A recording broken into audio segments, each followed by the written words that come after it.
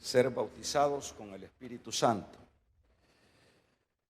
Nos dice en esta escritura el Señor, dice en el capítulo 4, vamos a leer un versículo de esto, dice: Jesús, lleno del Espíritu Santo, volvió al Jordán y fue llevado por el Espíritu al desierto por 40 días, y era tentado por el diablo, y no comió nada en aquellos días, pasados los cuales tuvo hambre. Entonces el diablo le dijo: si eres hijo de Dios, di que estas piedras se conviertan en pan. Jesús respondió y dijo: escrito está, no solo de pan vivirá el hombre, sino de toda palabra que sale de Dios. Vamos a leer el versículo 13. Y cuando el diablo hubo acabado toda la tentación, se apartó de él por un tiempo. Dios, gracias. Amén. Vamos a tomar nuestros lugares. Estamos hablando, ya decíamos, un segundo tema de los resultados del bautismo del Espíritu Santo. Esto nos indica que ninguno de los que pertenecemos a la iglesia podemos prescindir, podemos, como decir, eso fue para el inicio de la iglesia, pero eso no es para estos tiempos. Como que por ahí anda la idea de muchas corrientes cristianas. Bueno, pero acuérdense que esto de las corrientes cristianas siempre, hermanos, va a suceder. Unos van a acertar más que otros. Para explicar un poco de lo que en este caso son los resultados de lo que genera el bautismo del Espíritu Santo, o lo diríamos la llenura del Espíritu Santo. Quiero primeramente hacer mención de remontarme allá a la escritura del antiguo pacto. Ninguno de los hombres de Dios, profetas, jueces, pudieron desarrollar sus ministerios sin previo fueran ellos investidos por el poder del Espíritu Santo. Ellos fueron personas que vamos a ir viendo algunos. Tome su Biblia y vamos a ir chequeando algunos ejemplos de esto. Como decíamos, que siempre lo que los llevó a ellos a ser exitosos, a tener buenos resultados en las áreas donde Dios los llamó, fue la investidura del Espíritu Santo que vino sobre ellos.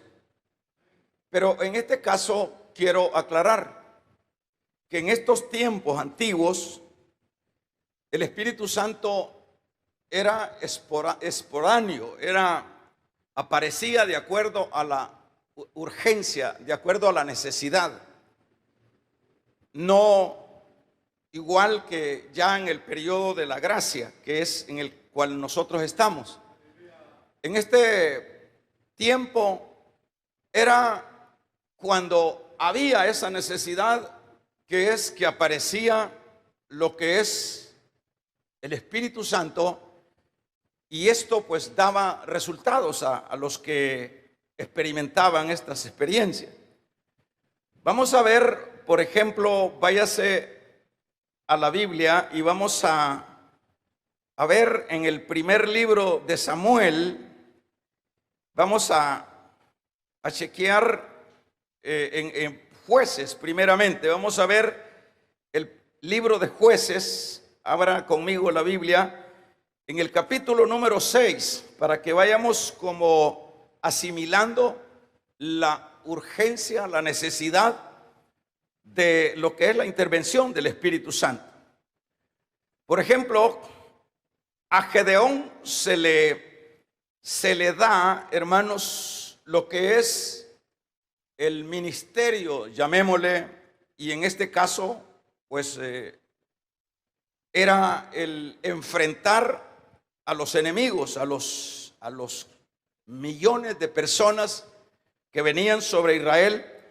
Y en este capítulo número 6, vamos a leer en el versículo número 34, cuando dice, entonces, acuérdese que en este caso era esa invasión que tenían los israelitas, y que para darle un poquito de historia de Gedeón era, bueno, un israelita, pero un israelita que, si usted lee un poco más antes, se va a dar cuenta que era un israelita amedrentado, un israelita que estaba escondiendo, dice la Biblia, el trigo en las cuevas, porque cuando venían las multitudes de los enemigos, no dejaban nada y Israel carecía o moría de hambre.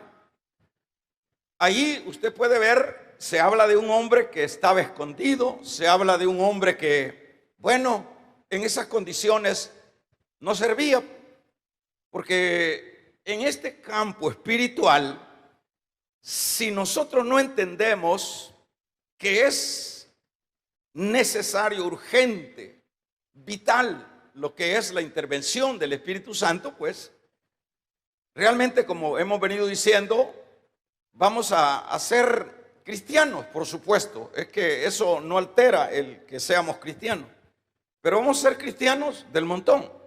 Vamos a ser cristianos comunes, así como lo era Gedeón, israelita, pero israelita común, israelita encuevado.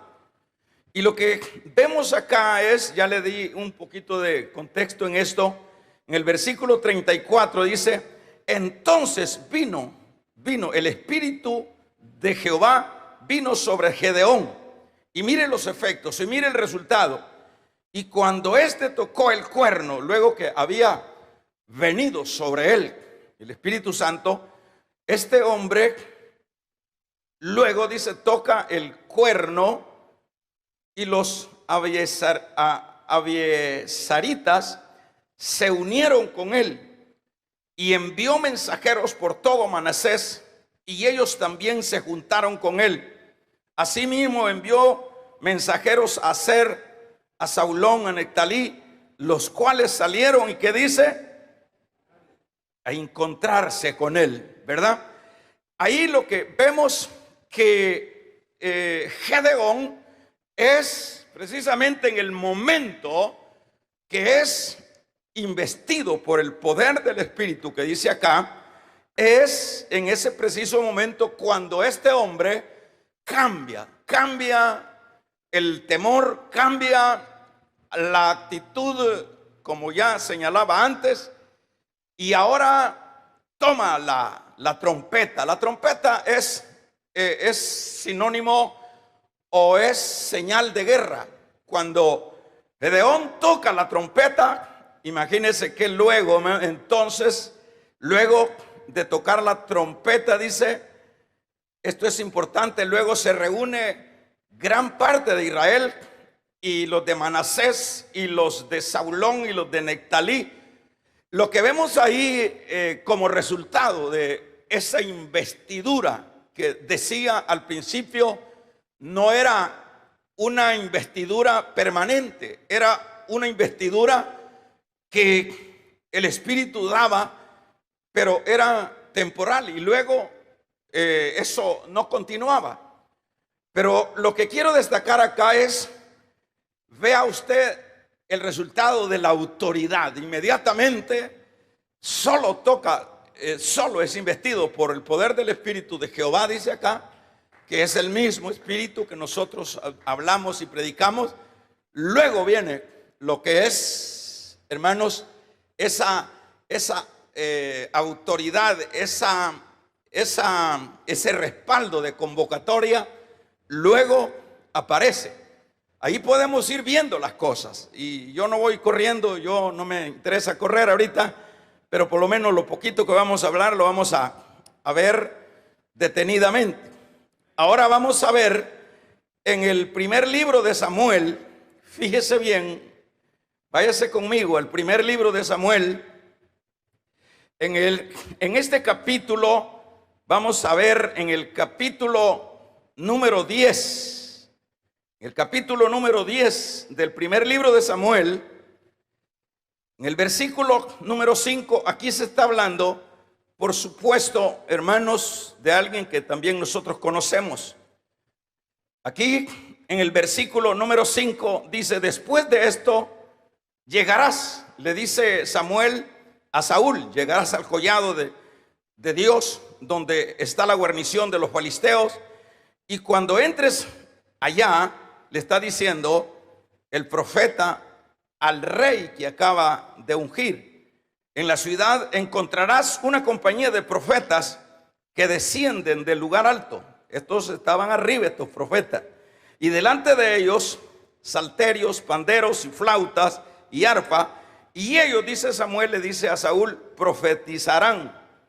Entonces dice el Espíritu Santo, le está diciendo, el Espíritu de Jehová vendrá sobre ti con poder. Ahí estamos viendo el resultado que le dice con poder. Esto es importante. Le dice, vendrá de lo alto con poder y profetizarás. Todavía no se ha dado. Profetizarás con ellos y serás mudado en otro hombre. Esto es lo que va haciendo la diferencia. Ahí vemos en el versículo 7, y cuando te haya sucedido estas señales, haz lo que viniera en la mano, porque Dios está contigo. Era necesario que Saúl, hermanos, que Saúl tuviera esta experiencia, porque tampoco eran diríamos, jocotes que iba a ir a chupar, a saborear. Saúl eran hombres que eran llamados a realizar los asuntos de Dios, y en este caso era guerra. Y por ejemplo, vemos, hermanos, en el capítulo número 11, un capítulo más adelante, lea después, ¿verdad? Dice, aquí ya estamos en la guerra. Después subió, versículo 1, Naas amonita, y acampó contra Jabes de Galaad. Y todos los de Galaad dijeron a Naas, haz alianza con nosotros y te serviremos. Y estos amonitas, hermanos, para avanzar y explicar luego lo de Saúl, estos amonitas, lo que había sucedido, que se levantan y le habían pedido a los israelitas que la única manera de que ellos los perdonaran, que hicieran una negociación, era que se sacaran un ojo, el ojo derecho. De lo contrario, no era posible no podían evitar el ataque de estos amonitas. Pero vemos en el versículo número 6, léalo conmigo. Al oír esto, Saúl, estas palabras, ¿qué dice a continuación? Versículo 6. Al oír estas palabras, Saúl, ¿qué dice? Léalo conmigo, para eso vamos a ir chequeando. Léalo, ¿qué dice? Al oír Saúl estas palabras, ¿cuál? Que lo que había pedido, y en este caso, Anás, o agresor sobre el pueblo de Israel es el tipo del diablo, porque el diablo siempre pide la cabeza, siempre pide todo, hermanos. Eso, todas estos asuntos, estos trasfondos, no los podemos asociar a otra cosa sino al enemigo, al diablo. Pero qué bueno que por lo menos ya Saúl había sido lleno y profetizaba con los profetas, pero es acá en este momento, dice, al oír esta palabra, Saúl, el Espíritu de Dios vino sobre él con, ¿qué dice? Con poder. Y él se encendió en ira en gran manera, y tomando un par de bueyes, los cortó en pedazos y los envió por todo el territorio de Israel por medio de mensajeros, diciendo, oiga, así se hará con los bueyes del que no saliere en pos de Saúl y en pos de Samuel. Y cayó, ¿qué dice? Temor de Jehová sobre el pueblo, y salieron, convocatoria. Ahí vemos que lo primero que estoy tratando acá de relatar, que ya está en la palabra, es esa intervención del Espíritu Santo. Este Saúl, el que andaba buscando asnas, este Saúl que posteriormente vamos a hablar otro tema con respecto al Espíritu Santo, y en este caso de Saúl. Pero aquí lo que vemos es que fue la intervención. El resultado que vemos ahí es que este hombre tiene poder de convocatoria y luego manda una señal. Así se van a hacer los bueyes de todos los terratenientes y de todos los ricos de Israel si no se suman a Saúl. Y se sumaron todos porque el temor de Jehová, ¿verdad? El temor de Jehová. En el libro de Jueces habla, en el capítulo 13, verso 25, relata de Sansón. Dice que un león fue despedazado por Sansón. Pero ¿dónde vemos el caso de Sansón? El caso de Sansón lo vemos nosotros, hermanos, cuando el Señor, decide que naciera un Sansón. Se le aparece a la madre en algún lugar, y ustedes se recuerdan que fue fue intervenido por el Espíritu Santo Sansón, y el resultado que tenemos como esa investidura que decía esporádicamente, es que este hombre Sansón tiene, hermanos, un poder sobrenatural que despedaza el león. Esto no sé si le trae algo de asociarlo. Hermanos, en gran parte de la Biblia, cuando se habla de león, se está refiriendo en gran parte al diablo. Ahí lo que vemos es ese poder que sale de Sansón, y esto es importante. Porque, hermanos, ¿qué hubiese hecho? Yo diría que hubiese hecho Sansón sin la intervención del poder de Dios. Esto es imposible. En este caso, vamos a ver un último detalle y luego entramos.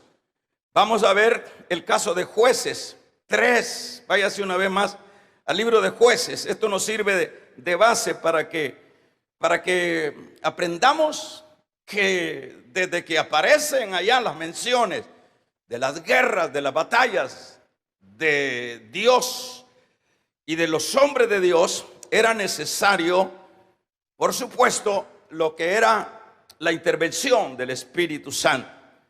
En este caso estamos hablando de, hermanos, de lo que es Otoniel. En el caso de Otoniel, en el capítulo número 3, verso 11, se está hablando de otra guerra. Y en el versículo número 11 se lee también, dice, y reposó la tierra 40 años y murió Otoniel. Pero cuando está hablando, en el caso de Otoniel, desde el versículo 10 hasta el 11, por lo menos en el 10 dice, y el Espíritu de Jehová vino sobre él. Y a continuación dice, y juzgó a Israel y salió a la batalla.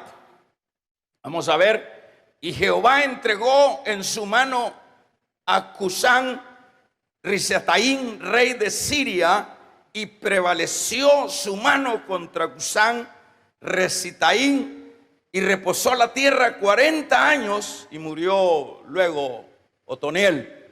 Ahí que estamos viendo, no nos estamos despegando de la intervención del Espíritu Santo. Es interesante que cuando dice, y el Espíritu de Jehová vino sobre este juez de Israel y juzgó Otoniel. Acuérdese que todo esto, hermanos, ya no tenemos tiempo, pero cuando yo leía, por ejemplo, en el capítulo número 4, ya en el Nuevo Testamento, fíjese bien, para que ya cerremos la idea.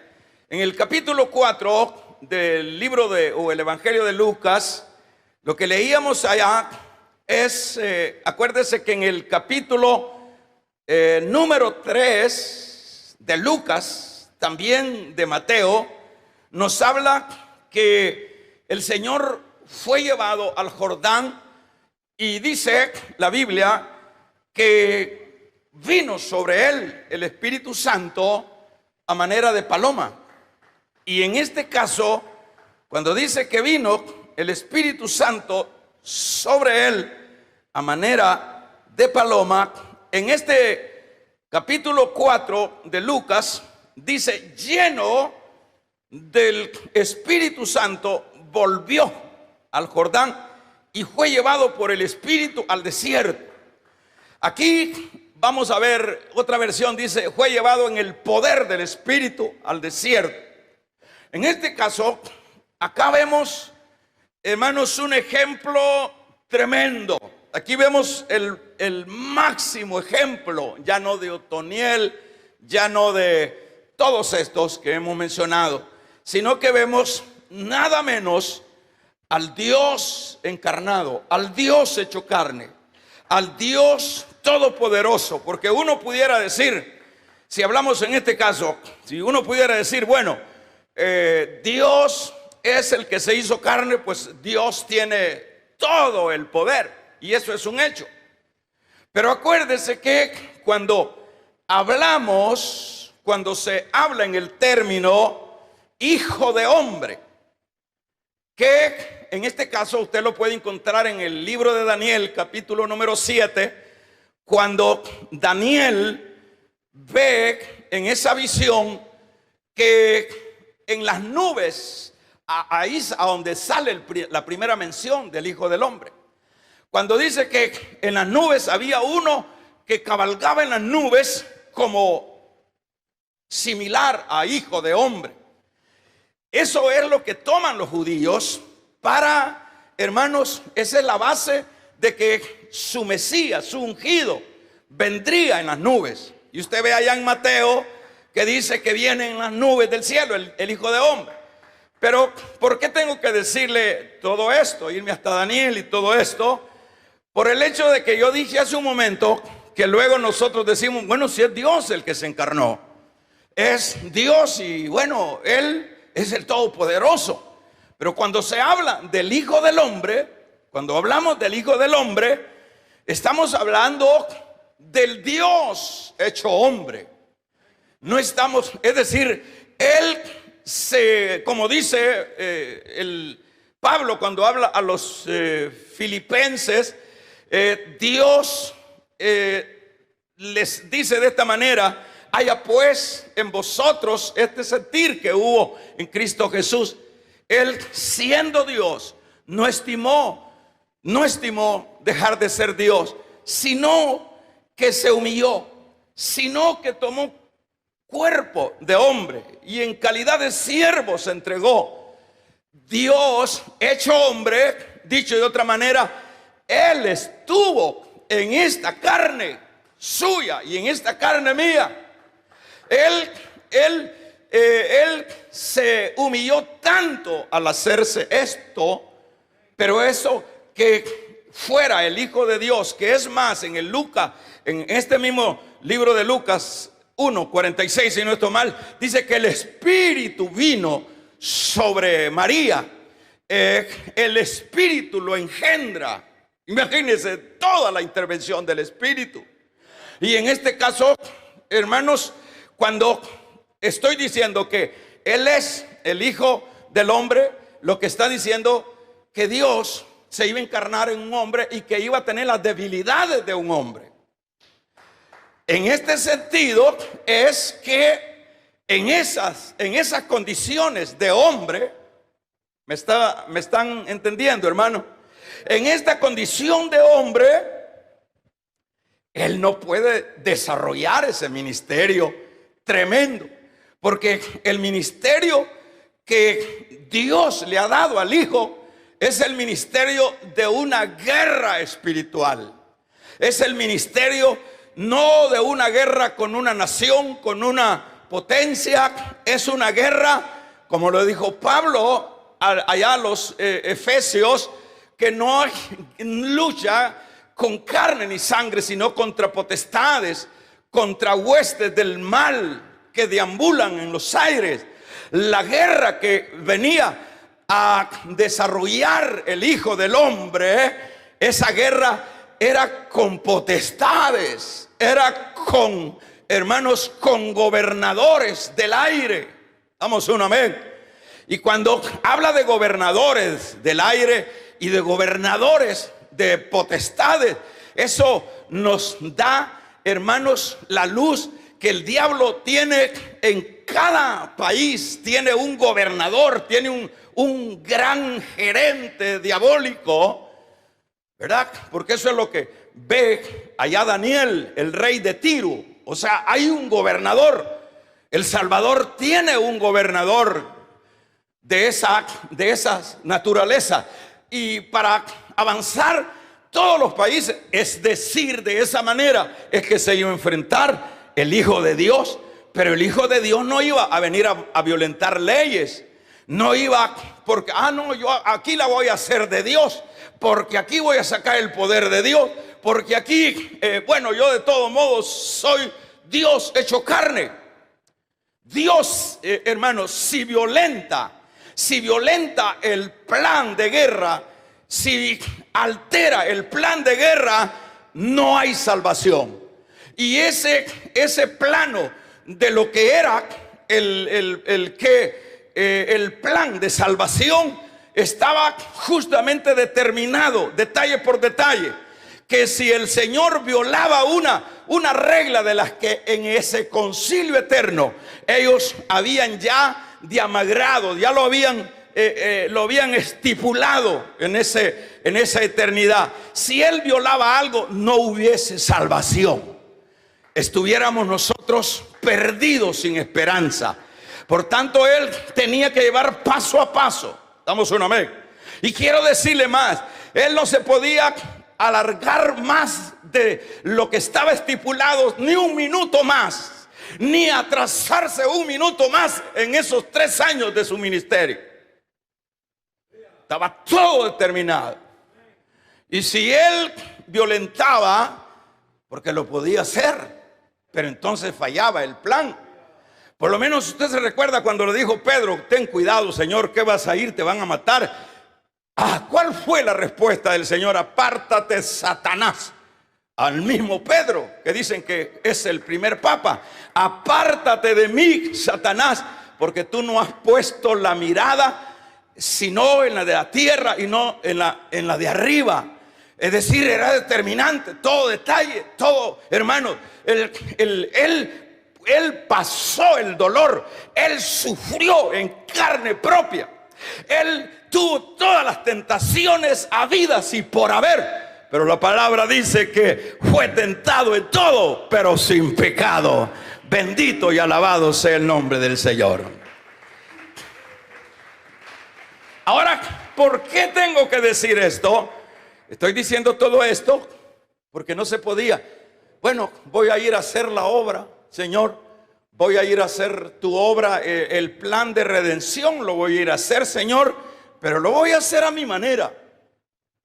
Pero lo voy a hacer como yo creo que es la estrategia, violentando lo que ya estaba estipulado. Y si él se enfrenta a su ministerio, fíjese bien, si él se enfrenta a su ministerio, hermano, a título personal, si él se enfrenta a ese ministerio de rescate del hombre que estaba muerto en sus delitos y pecados, él se aborta el plan de salvación.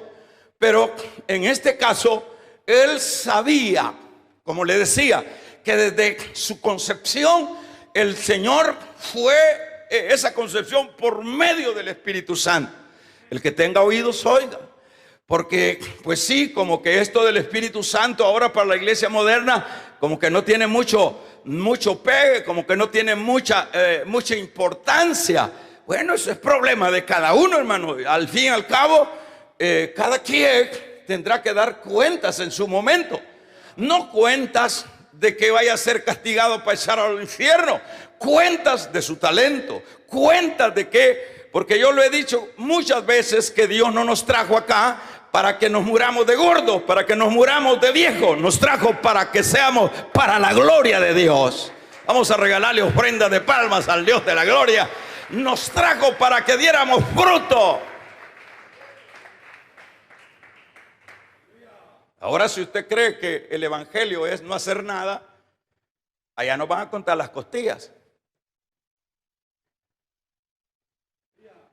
5:10 de Segunda de Corintios. El tribunal de Cristo. Entonces, en este caso, si usted cree que le van a contar las costillas, usted entonces se va a preocupar. Entonces usted va a hacer la obra de Dios. Usted se va a proponer, porque nadie siembra un árbol, hermano, nadie siembra una higuera para que no dé higos. Acuérdense allá en Lucas, que ya tenía ya vieja aquella higuera. Y le dijo el Señor, el dueño, voy a cortar esta higuera. Ya no sirve, no, ya para de gusto ocupa la tierra. Y ahí cuando vemos el intercesor es Cristo, le dice, déjala otro año, yo te la voy a cuidar. Ese es el contexto, ese es el trasfondo de la iglesia. Entonces, en este caso, ¿cómo hubiese sido posible que el Señor hubiera desarrollado su ministerio? Pero dice, hermanos, acá que fue, y mire, lo primero que le sale no fueron, hermanos, no fueron caramelos.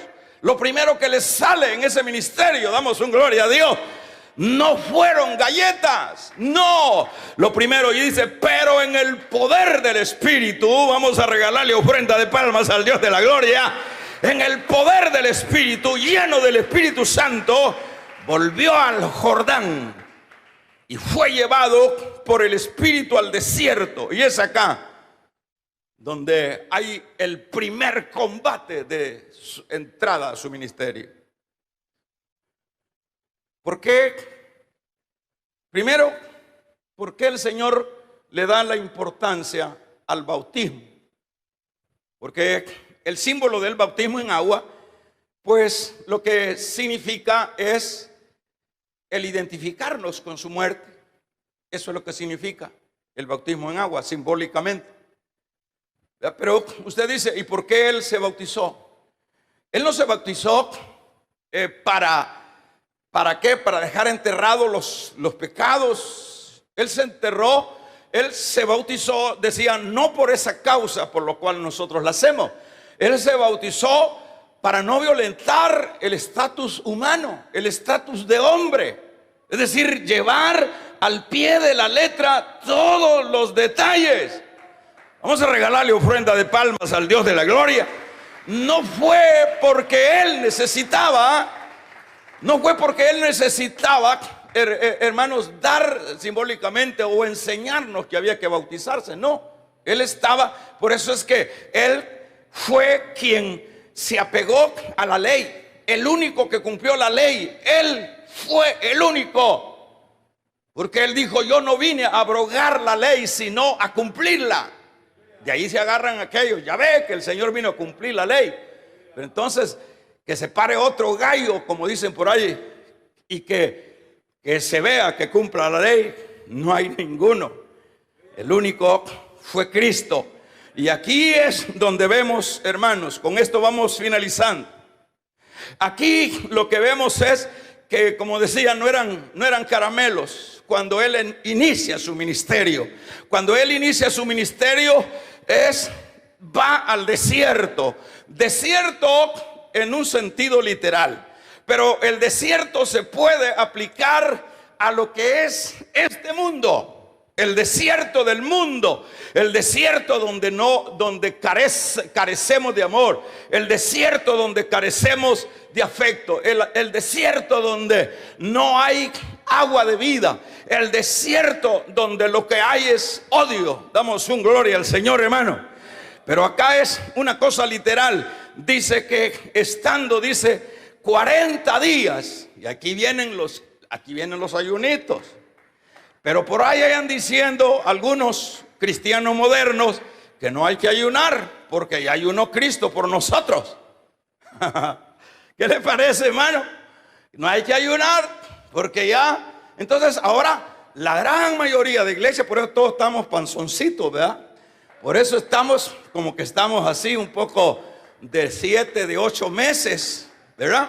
Por eso no andamos y por eso es que andamos todos a las quebradas, porque estamos violentando lo que no debemos de violentar. Estamos violentando lo que Cristo con su ejemplo nos legó, que no podía violentar ni un detalle. Así como no violentó ni un detalle de la ley, así no violentó ningún detalle en el campo humano. Él se apegó. Él tenía hambre, él tenía frío, él, hermanos, cuando tenía sed, buscaba agua. Era igual que usted y que yo. Él fue un niño que empezó jugando, quizás piscucha, quizás, hermanos, jugando con sus niños del barrio. Él creció normal, pero venía por momentos, venía aquella cosa tremenda que ese niño sentía. Y fue en este preciso momento cuando en verdad él se dio cuenta que era el Mesías. Él tenía reflejos nada más, porque cuando allá lo hallaron, cuando su mamá, vaya que madres, 3 días y no se había dado cuenta que el cipotillo no andaba en la caravana, hermanos, fueron y regresaron y lo buscaron, pero no lo hallaron en la Chicago, no lo hallaron en la feria, no lo hallaron, hermanos, no lo hallaron allá jugando o en alguna esquina de Jerusalén. Lo hallaron por último, aunque no es el tema, lo hallaron en el templo. Lo hallaron en el templo. Y lo regañó la mamá. Acuérdense que la mamá no estaba muy consciente. Es decir, porque así somos. Como seres humanos siempre estamos dentro de un campo de duda. ¿Y será esto así? Porque María meditaba, cada vez veía reacciones del niño, meditaba en lo que le había dicho el ángel. Y en este caso lo hallaron y lo regañaron y le dijo: pues a mí me es necesario estar en los negocios de mi padre. El muchachito ya en los negocios, eran luzazos que él tenía, que eso era. Ese era su hábitat, eso del Dios del cielo, y él como judío. Pero aquí ya lo vemos de 30 años, digamos. Acá lo vemos enfrentar el ministerio. Y luego que de 40 días ese ayuno, viene el ataque. Y el ataque son 3 tentaciones terribles. Primero, la gratificación del yo. Cuando le dice: di que estas piedras se conviertan en pan.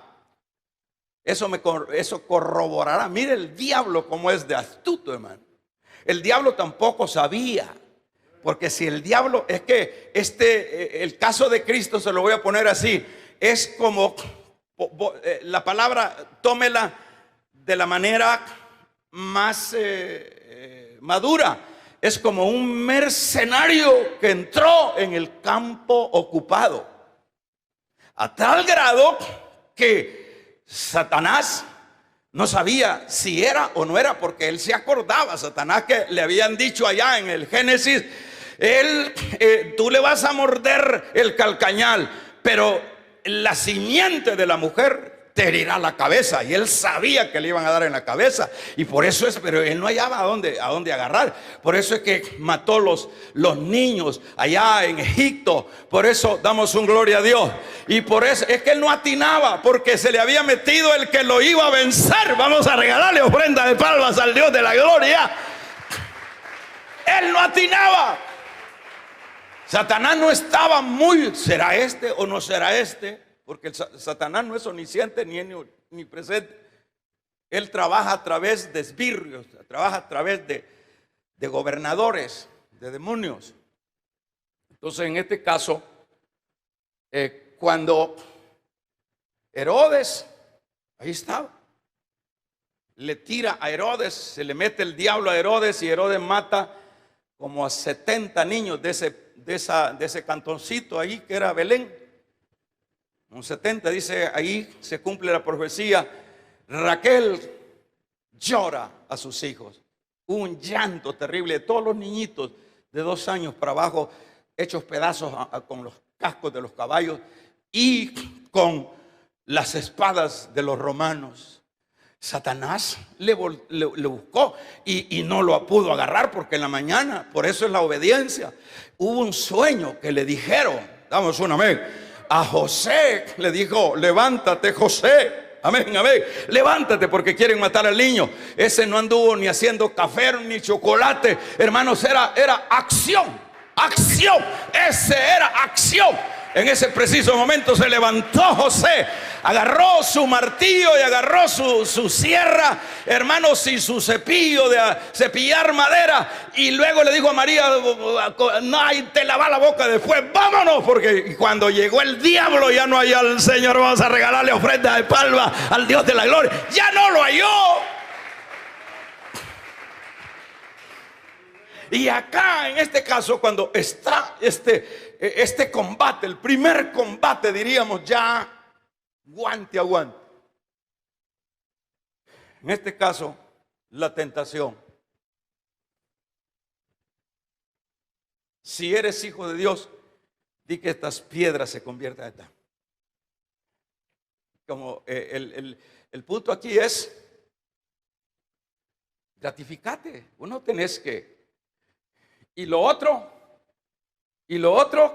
lo llevó el diablo, dice, a un monte, verso 5, y le mostró en ese momento todos los reinos, y le dijo, a ti te daré. ¿Se da cuenta? O sea que él es temporalmente el príncipe de este mundo. Él es el dueño de Nueva York, de la ciudad diabólica de Las Vegas, que no hay otra cosa sino es 20, a ver cuántas veces más terrible que Sodoma. Damos un gloria a Dios.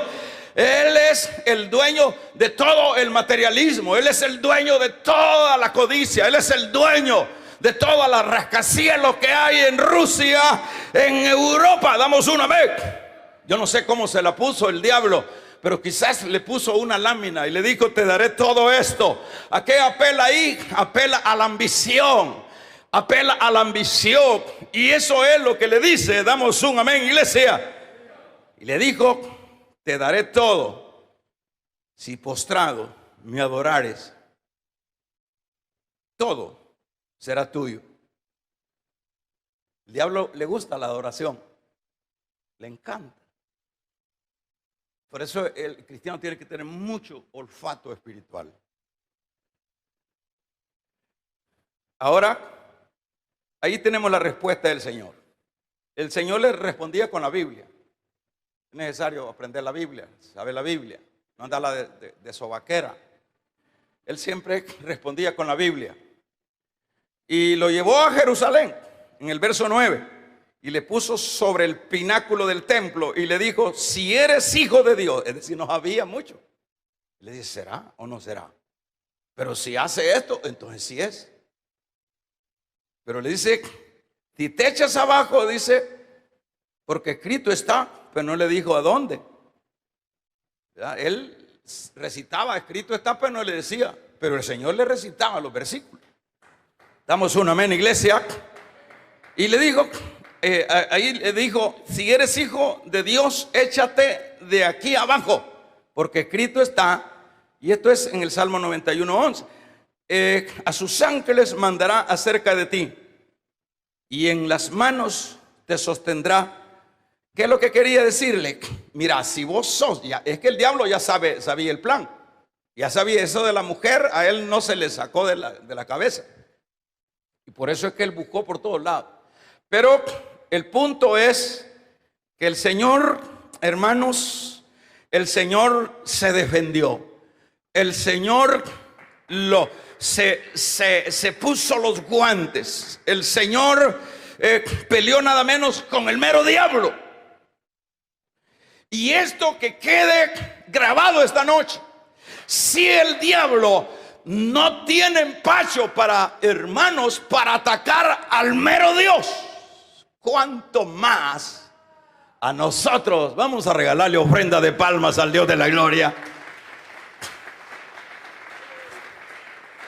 Y todavía nosotros, ¿y qué es eso de hablar lenguas? ¿Y qué es eso del bautismo del Espíritu Santo? No se preocupe. No se preocupe. Más bien, antes de andar preguntando qué es eso, debían de buscarlo. Pero lo que vemos acá es que, por ejemplo, en primer lugar, satisface tu yo. ¿Cómo puede ser? Vos tenés que mostrar tu poder. Hacer que estas piedras se conviertan en pan. Allá se va el Señor a Deuteronomio, escrito está, no solo de pan vive el hombre. Pero luego te voy a dar todo esto, la codicia, que es a lo frágil que hemos llegado todos en esta tierra, la codicia. En cuanto, ahí no pudo tampoco. Ahora le dijo, ahora vamos a Jerusalén. Y eso de que usted me vaya a preguntar, que sería bueno que hubieran preguntas, bueno, ¿y cómo es que lo lleva el diablo y siendo el diablo y el Señor va obediente? Bueno, ahí después, en las preguntas que usted haga en alguna ocasión, le podemos dar alguna respuesta. Pero ahorita no hay tiempo. Pero vea, cuando le dice tírate del pináculo, que quiere decir, vos lo que necesitas es fama. Si te haces famoso, si te tirás y no te matás, ya la hiciste. Si es que sos, ya no vas a pasar el Calvario. Si es que sos, la gente de Israel te va a adorar de una vez. No le dijo el Señor. Amén. No le dijo no. Y lo último que leíamos es que dice, y cuando el diablo hubo acabado, diríamos, estos 3 ataques tremendos al hígado, hermano, toda la tentación se apartó de él por un tiempo. Se apartó de él por un tiempo.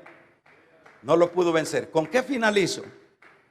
¿Qué fue lo que permitió el salir victorioso en esta campaña, en esta batalla? ¿Qué fue? El Espíritu. Es el Espíritu. El resultado fue el Espíritu. Es el Espíritu. Ahora, cada quien hágase su pregunta. Cada quien diga, bueno, ¿soy yo bautizado en el Espíritu Santo? ¿Soy yo bautizado en el Espíritu Santo? Bueno, si no lo es, ¿necesito entonces yo buscar el bautismo del Espíritu Santo? ¿Verdad? Eso es cada uno, porque ya sabe que cada uno va a dar cuenta de su talento. Porque sin el Espíritu Santo, sin la unción del Espíritu Santo, vamos a ser, hermanos, vamos a ser comunidades cristianas, como ya lo son, comunidades cristianas sociales, clubes sociales, iglesias con nombre de iglesia, pero que no son iglesias. Y si son iglesias apagadas, que lo único que les interesa es, vamos a ver, el vientre, lo único que les interesa es las posesiones y la fama. De eso estamos llenos ahora. El diablo ha pegado bien ahora con la iglesia moderna. Pero si no nos levantamos, hermanito, a buscar el bautismo del Espíritu Santo, disculpe, ¿verdad? Yo ya le dije de qué manera es como podemos encontrar el bautismo del Espíritu Santo. Primeramente, debemos ser cristianos. Segundo, debemos de anhelarlo, debemos de desearlo, debemos de saber que si ni el Señor se atrevió a enfrentar su ministerio, ¿cuánto más nosotros? Si es que estamos en el campo de la batalla. Yo les conté cuando mi caso, pues el caso muy personal mío, ¿verdad? Hay ocasiones que, ¿verdad? El bautismo lo recibe cuando se les impone en mano allá a los apóstoles, ocasiones que no. Allá con Pedro cayó el poder del Espíritu Santo sobre la iglesia y empezaron a hablar nuevas lenguas, y los otros que venían se quedaban admirados que cómo era que los gentiles hablaban tan bien como habían hablado en el aposento alto. Entonces, pero es necesario buscarlo. En el caso mío, yo no es que me quité las rodillas, tenía el anhelo. Y cuando uno tiene el anhelo, hermano, Dios lo ayuda, ¿verdad? Y yo me pongo a pensar, si eso no hubiese sucedido en mí, bueno, a ver qué tipo de cristiano fuera, porque más adelante vamos a seguir con esto de los resultados.